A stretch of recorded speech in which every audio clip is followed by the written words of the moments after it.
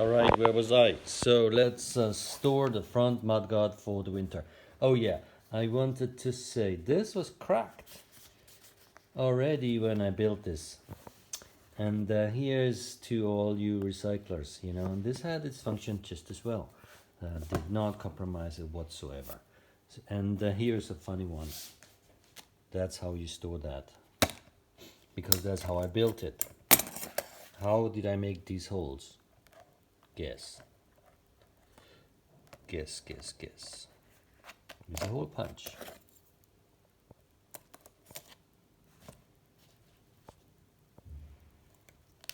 So, see you in the winter. Let's move over here.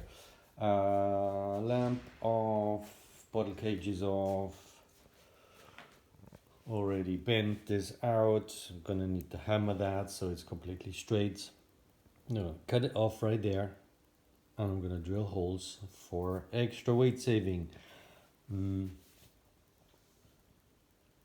So I'll take the whole thing off. It's easy. The axis out, one bolt out, then I can angle grind in piece without making any dirt. Okay, mud guards off.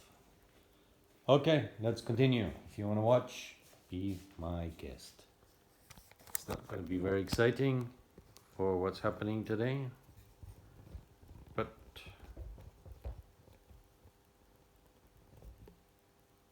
there we go.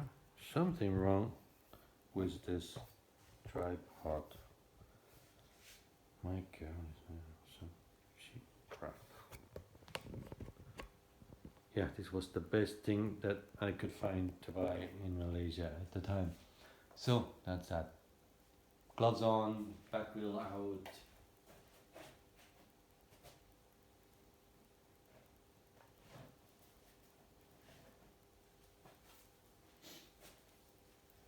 Did I ever talk about these gloves? These gloves are fantastic. These are the best gloves that I have ever used. And anything you buy around the world just wasn't as good as this. It's really amazing. And there you go. Let me show you the box. And this is the box for it. There's 100 pieces in there. I don't know how much they retail for. 100 pieces of size L in my case. They're black, so if you do something like polishing metal, they don't look cheesy after a minute. Yeah, and this was given to me by my neighbor, who is the mother of the girl that lives next to me, a dentist. Father is a manufacturer of rubber compound in Malaysia, and one time his wife said to him, "Why don't you make gloves?"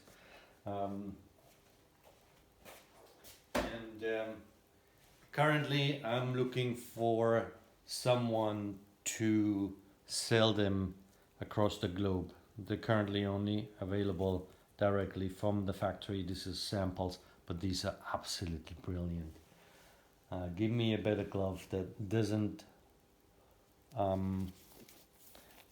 restrict you, that fits well, that lasts long. I mean, I can wear them for hours before they break, and sometimes on other gloves you just look at them and they kind of fall apart.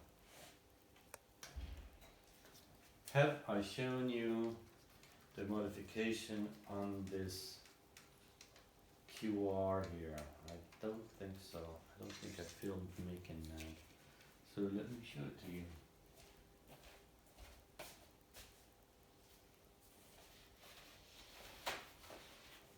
Hey, how about this? This is another brilliant thing. I mean, it's new to me. Don't know whether you have the chance to buy these, but look, they're like half sheets. So brilliant. Because it's completely enough.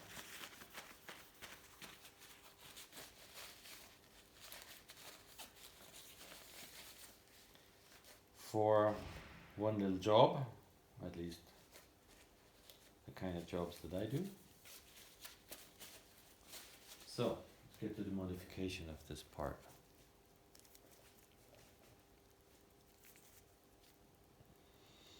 Of course, first I drill the holes. 1, 2. Then there was already a square hole, but I used the sinker to sink some weight out of it. Same on the other side. Okay, so that's on the arm. So far, no casualties. Also, I have drilled 5 holes. Focus. Come on, focus. 5 holes on this side, left and right. And it's sunk as far as possible.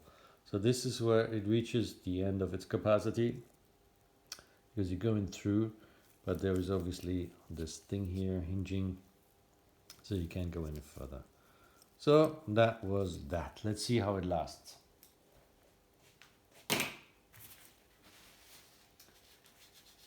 And please spare me your comments if they're like structural rigidity related. That's a total nonsense. These things are manufactured with a manufacturing process in mind, not with weight. So that means that there's a lot of weight hidden where you don't need it. And it's not necessary for structural rigidity. Meaning that if you cleverly make the effort and sand away the excess material where it's not needed for structural rigidity. Am I even in the picture? Yeah. Okay. For structural rigidity, then if you engineer away the weight with the holes and make a lot of effort by manually getting rid of it, then that's not a problem. Okay.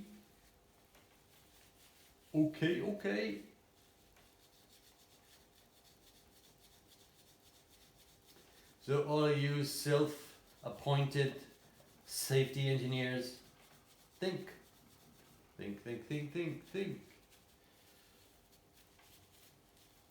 Okay, so that's one mudguard fixing off and cleaned.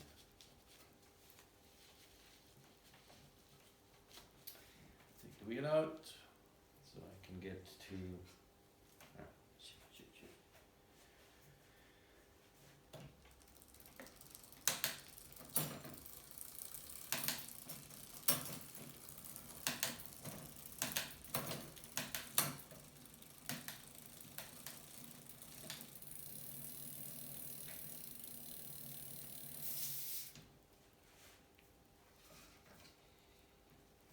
Break off.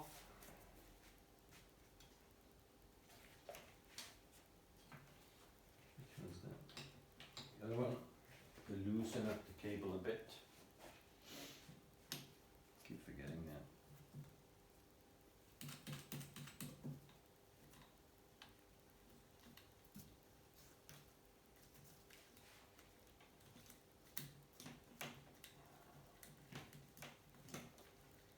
Let me help you a little bit.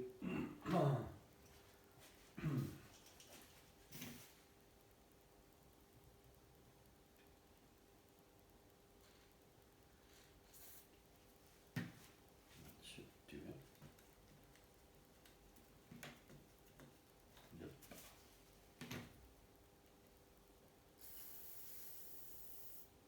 Maybe this one's empty.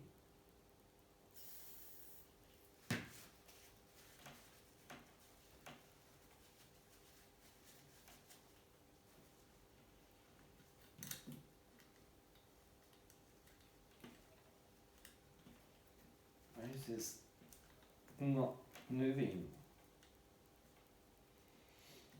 Well,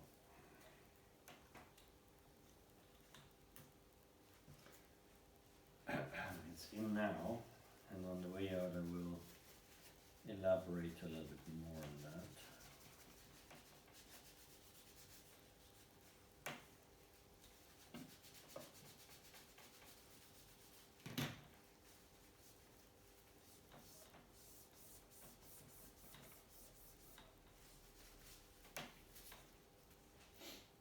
Okay, now I should come out.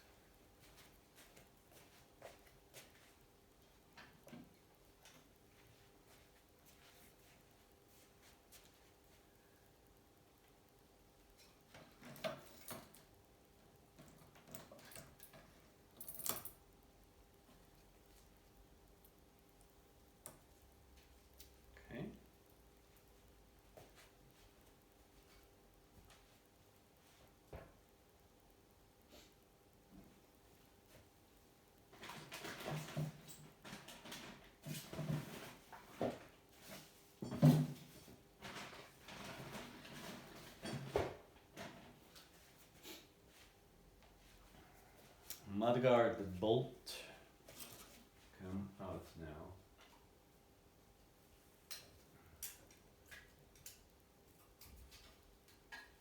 Maybe I stand on the other side. You can see better. This bolts directly into the frame. For once. Convenient location for a bolt that I used.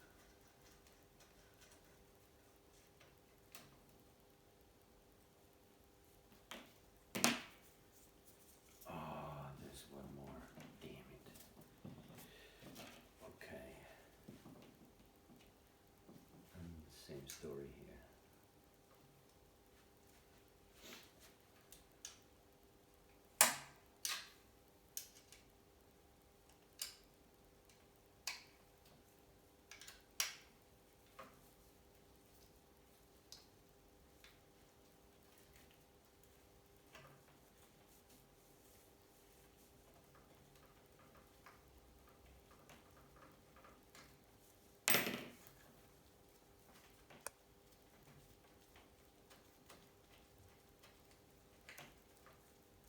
Why is there so much tension here? Oh, it's because of that. Something is not quite right with that rack. There was so much tension here, like it never should be. See that? It's completely moved to the side. So why is that? I will need to look into that. Maybe it's just the rack that is wet. Okay. Now, what do we do next? Oh, take off the little light. Since I can finally get to it. Let's hope this doesn't. Oh, perfect.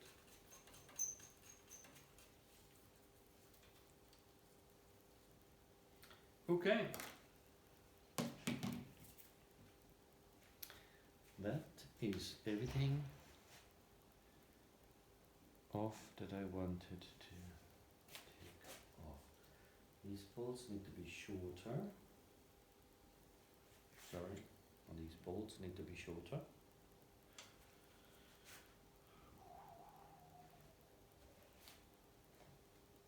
I think. Yes, also I will take out these because I am no longer caring about bolts. Actually, these I will use pretty soon, but for the strengthening arms, I will leave them there. Okay, so for now I will need to clean up and put things away, and that's a little bit boring, I guess. So conclude part 2 for today of getting this bike ready for the summer.